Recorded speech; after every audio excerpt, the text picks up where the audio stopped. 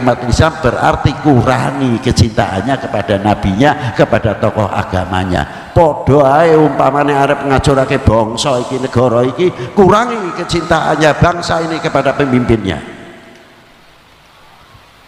Iku nek wis kepercayaane kurang, mudah diobok-obok bangsa ini. Ini yang saya khawatirkan.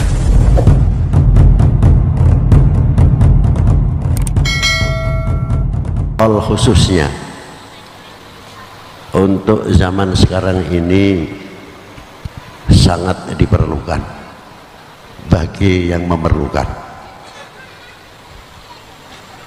Mengapa demikian? Karena dengan adanya hal yang pertama, supaya kita ini tidak melupakan sejarah. Dari sejarah agama, bagaimana para beliau masuk ke Indonesia seperti Wali Sembilan.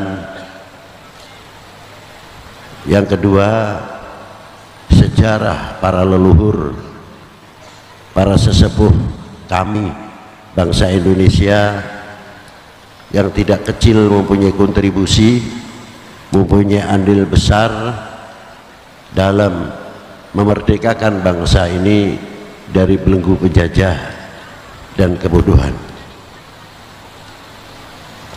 Yang ketiga,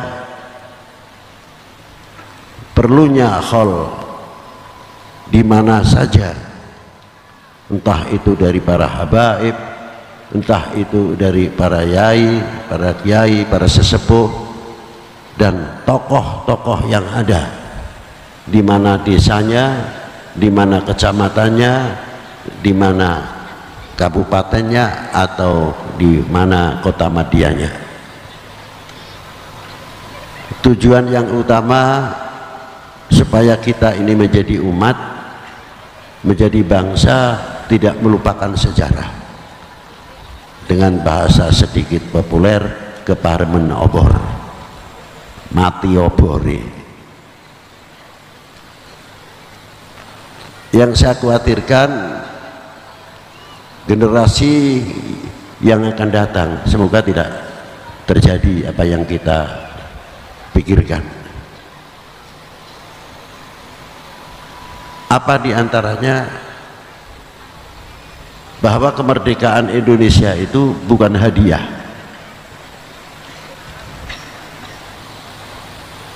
Situs-situs yang ada, peninggalan-peninggalan penjajah, paling tidak kita mempunyai kepedulian.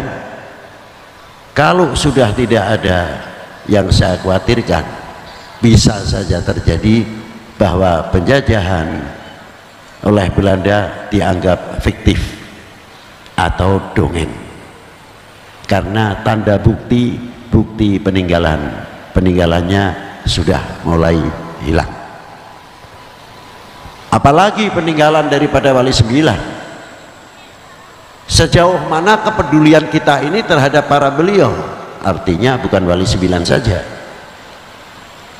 Kalau ini tidak menjadikan perhatian, generasi kita juga akan mengalami yang sama. Dalam meningkatkan kecintaan kepada agama, kecintaannya kepada para ulama, kecintaannya kepada para tokoh-tokoh bangsa ini, apabila sudah mulai melentur, disitulah ikut andil besar melenturnya nasionalisme. Siapa yang akan bertanggung jawab?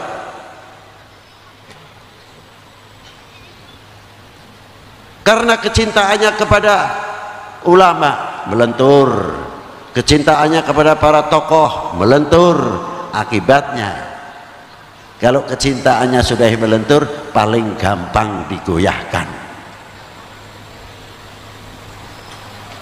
Kalau sudah terjadi yang demikian, tidak boleh menyalahkan satu di antara sama yang lain. Itu tanggung jawab kita bersama untuk nguri-nguri tanda bukti peninggalan para leluhur kita. Ma'asyiral muslimin rahimakumullah. Kita lihat di Semarang ini banyak tokoh-tokoh yang luar biasa. dari Ki Gede Pandanaran. Sebelumnya itu ada tokoh-tokoh yang juga dari Demak, Maulana Maghribi yang ada di pesisir Semarang, belum yang lain-lain sampai ke generasi Kiai Soleh Darat, Kiai Ridwan, Kiai Sahli, dan masih banyak lagi kalau kita sebutkan, seperti Kiai Muhammad Nur Sepaton. Terkadang dalam hati kita itu bertanya, kemana sejarah-sejarah para beliau yang begitu besar jasanya para beliau untuk umat dan untuk bangsa ini. Yang saya khawatirkan, kalau kita sudah jauh dengan para ulama, ada satu hadis baginda Nabi Shallallahu Alaihi Wasallam, bila mana umat ini sudah pergi jauh dari ulama, akan tiga hal yang akan turun. Yang pertama apa? Yarfa'ullahul barokah min ma'isyatihi, akan diangkat barokahnya dari segi ekonomi. Ekonomi sangat penting sekali, jangan dikira tidak. Kalau sudah diangkat barokahnya, jangan dikira barokah diangkat itu hanya sektor ekonomi saja, tidak, pribadi orangnya itu sendiri juga kehilangan barokah. Tanahnya pun yang kita injak juga sama, kehilangan barokah. Akhirnya tanahnya gersang, manusianya gersang, dan lain sebagainya. Dampak daripada kegersangan itu paling mudah disumut, karena sudah kehilangan barokah. Kalau sudah kehilangan barokah, gunung pun yang tadinya banyak diam ikut interupsi, dikit-dikit kupat, dikit-dikit kumat. Ini yang paling saya khawatirkan, sebab kalau sudah yarfa'ullahul barokah, dan banyak orang mati ala su'il khotimah. Ini hadis ini sangat kuat sekali. Maka dari itu, sesepuh-sesepuh kita, ulama-ulama kita dari pendahulu sampai sekarang, mari kita peringatkan kembali jasa-jasa para beliau yang ikut membangun khususnya di Indonesia tercinta ini. Kalau bukan kita-kita lagi, siapa? Itulah diantaranya. Coba, kita sudah banyak dicontohi oleh para beliau, mau bosan atau tidak terserah, memang adanya diantaranya itu, ya bukan terpaksa lagi, ya memang harus kita ungkap. Dari mulai Sunan Ampel sampai ke Banten, mana kuburan Wali 9 yang sepi? Tidak ada. Lingkup Sunan Ampel, pertokoan, warung-warung, mau masuk ke makamnya saja sudah begitu banyak. Hatta yang ingkar ziarah pun ikut dagang di situ. Itu hebatnya. Semua ikut. Maka saya katakan, orang di dalam kubur masih bisa membangun ekonomi kerakyatan. Itu hebatnya. Coba di daerah itu tidak ada Sunan Ampel, ya tidak bakal rame. Di Malik Ibrahim sama, di Sunan Giri sama, di Sunan Sedayu Derajat sama, Sunan Bonang sama, sampai ke Maulana Hasanuddin Banten. Rame orang yang ziarah, tidak mati puluhan bis setiap hari. Siapa yang manggil dan siapa maklarnya nggak jelas. Mau dibendung seperti apa, tetap jamaatul ziarah solehin tidak bisa kita bendung, terus mengalir. Apalagi di Maulana Syarif Hidayatullah radhiyallahu taala anhum ajmain,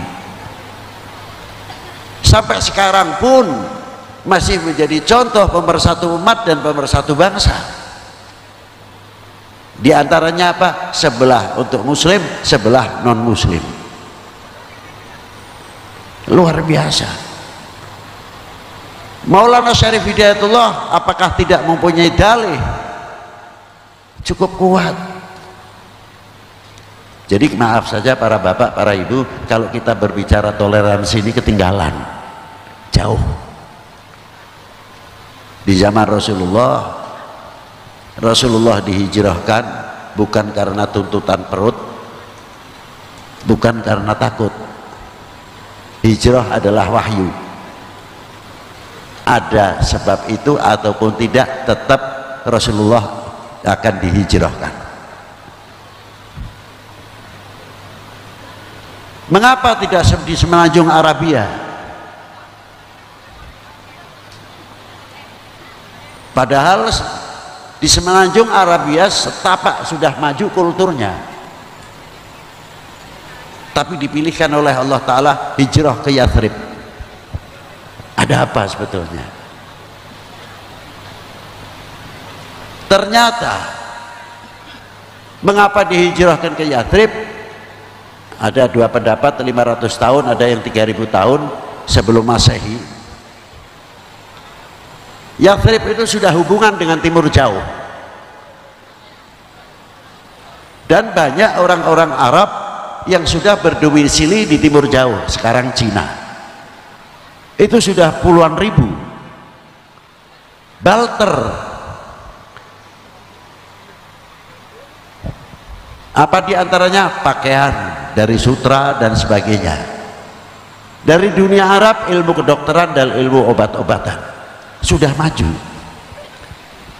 sampai jalan tersebut diberi nama Jalan Sutra. Itu sejarah. Begitu Rasulullah hijrah, yang dibangun sarana ibadah, sarana pendidikan, tidak terlepas pertanian dan ekonomi. Loh, itulah untuk menjaga keutuhan bangsa Arab pada waktu itu. Dikumpulkan semua orang-orang Yahudi, suku-suku yang di pegunungan-pegunungan, semua mendapat bagian masing-masing sesuai besar dan kecilnya. Apakah itu tidak bagian daripada toleransi? Lah, inilah demi apa? Demi keutuhan pada waktu itu. Itu satu contoh. Apa dikira Rasulullah hanya untuk risalah saja? Tidak. Rasulullah pun mempunyai tanggung jawab keutuhan bangsanya, keutuhan negaranya.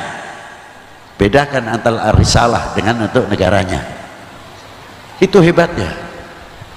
Maka kaum Yahudi mendapat bagian sekian, yang besar-besar, yang kecil-kecil, sesuai dengan keberadaan masing-masing. Ditiru oleh beberapa wali sembilan yang masuk ke Indonesia. Siapa diantaranya? Bagaimana Malik Ibrahim hubungannya dengan Brawijaya pada waktu itu, sampai diangkat oleh Brawijaya Malik Ibrahim Menteri Ekonomi dan Menteri Irigasi. Coba lihat di kitab Babat Tanah Jawa, itu ada itu. Yang kedua, Ibrahim Asmarokondi, ayah Kanjeng Sunan Ampel, diangkat Menteri Keuangan. Sing ngangkat agamane apa, sing diangkat agamane apa, kok iso? Itu loh hebatnya. Ini contoh dari dulu sudah menjadi contoh oleh para beliau. Maka tidak heran kalau Maulana Syarif Hidayatullah sekalipun di dalam kuburnya masih bisa mempersatukan umat, masih bisa mempersatukan bangsa. Separuh muslim, separuh non muslim, orang ziarah yang bagian tempatnya yang non muslim dengan segala cara keyakinannya masing-masing.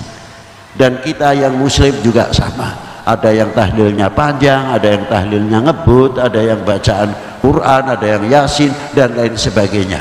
Terbuka. Dan tidak pernah ketika ziarah bareng-bareng kowe sesuk noblo sapa, nggak ada. Kowe milih sapa, nggak ada. Kelambimu apa, nggak ada. Ini contoh. Artinya menunjukkan walaupun nanti 24 kita sudah diperingatkan, kita menjadi bangsa yang utuh, kita menjadi umat yang utuh, yang tidak mudah digoyahkan. Demi siapa? Demi kira-kira nih Indonesia pecah belah niku jenengan trimo napa mboten? Tenan engko dipengaruhi beda neh. Ayo tunjukkan kita bangsa yang mempunyai benteng yang kuat, tidak mudah dipecah belah. Itu harus diingatkan untuk kita semuanya, tidak mudah diobok-obok. Itulah. Kembali lagi kepada peranan-peranan para ulama, para pendahulu. Bagaimana cara memajukan ekonominya? Kita melihat perjalanan Jalan Sutra, sehingga pada waktu itu Wali Sembilan luar biasa. Bukan Wali Sembilan masuk ke Indonesia itu kesaktian, bukan. Kita datang lalu iku ngetok ke keris, gini ngetok ke cahaya dari tangannya, sana balas lagi. Nah, beliau dengan akhlakul karimah wa adabil mardiyah, dengan keintelektualannya, yang ahli ekonomi, yang ahli pertanian, mengajarkan di semua kerajaan dimulai Mojopahit sampai ke Pejajaran, dipersatukan oleh para beliau dengan jalur ekonomi, sehingga pada kehidupan pada waktu itu berapa income yang masuk ke Pejajaran maupun ke Majapahit, itu yang dirintis oleh para beliau. Itulah kemajuan pada waktu itu. Ma'asyiral muslimin rahimakumullah. Setelah kita bisa melihat para beliau-beliau tidak stuck pada waktu zaman itu, tapi ada regenerasi penerusnya. Itu yang selalu diharapkan oleh para sesepuh, para leluhur kita. Di antaranya apa? Diteruskan perjuangan yang luar biasa, dan contoh sudah terlalu banyak. Maka dikembangkan bagaimana Kanjeng Sultan Agung, seterusnya diteruskan ke bawah. Di satu sisi kita harus syiar tentang agama, tapi di satu sisi kita harus berhadapan dengan penjajah. Tapi apabila sejarah-sejarah ini para beliau itu hilang, lalu bagaimana menumbuhkan kecintaannya kepada para ulama, kecintaannya kepada bangsa, kecintaannya kepada pada negeri kita ini? Maka sekali lagi, dengan adanya hall untuk membangkitkan kembali hallnya Fulan, Kiai Fulan, Habib Fulan dan sebagainya, mari kita hidupkan kembali. Jangan sampai kita kehilangan saksi-saksi sejarah, itu yang penting. Maka dengan adanya hall Al-Habib Toha, itu diantara bagian daripada kita mengingat sejarah Semarang yang begitu hebat. Kita angkat hallnya Habib Toha, hallnya Habib Hasan Duku, belum nanti hallnya Ki Soleh Darat, belum Mbak As'ari Kaliwungu, dan masih banyak lagi yang kita hidupkan. Nah, kalau kita sudah yang begitu tahu kepada para beliau, saya minta dengan hormat, bagaimana menumbuhkan generasi kita yang akan datang. Saya minta tolong, khususnya kepada yang terkait kepada di Semarang ini, ayo sekolahan khususnya ini, mbok yo sebulan sekali atau 3 bulan sekali diajak ziarah ke Taman Pahlawan, buka pintunya supaya generasi kita tidak kepaten obor, biar tahu siapa yang dimakamkan Taman Pahlawan itu. Loh, itu biar mengetahui bagaimana jasanya para beliau, dari yang mulai tulisan pahlawan tak dikenal sampai pangkat yang paling rendah sampai pangkat yang tinggi. Nah, terus kita tidak tahu, anak-anak kita tahu atau tidak? Coba kalau kita buka 3 bulan sekali rombongan SD, rombongan SMP, rombongan SMA bergilir biar bertanya sapa sing dikubur ning kene, biyen sebab matiku piye ta, kok hebat men, kita tahu entah tidak. Ini penanaman pertama untuk mengingat para pejuang, jasa para beliau. Jangan sampai kita menjadi bangsa yang mengecewakan para beliau. Kalau kita sudah mengecewakan para beliau, apa yang terjadi? Lah itulah. Maka dari itu, dengan adanya menguak sejarah-sejarah atau mutiara-mutiara yang tiada nilai harganya, mutiara terpendam masih banyak di Indonesia. Dari mulai Banten sampai ke Jawa Timur, mau cari makam siapa, dikenal atau tak dikenal waliullah memagari khususnya tanah Jawa.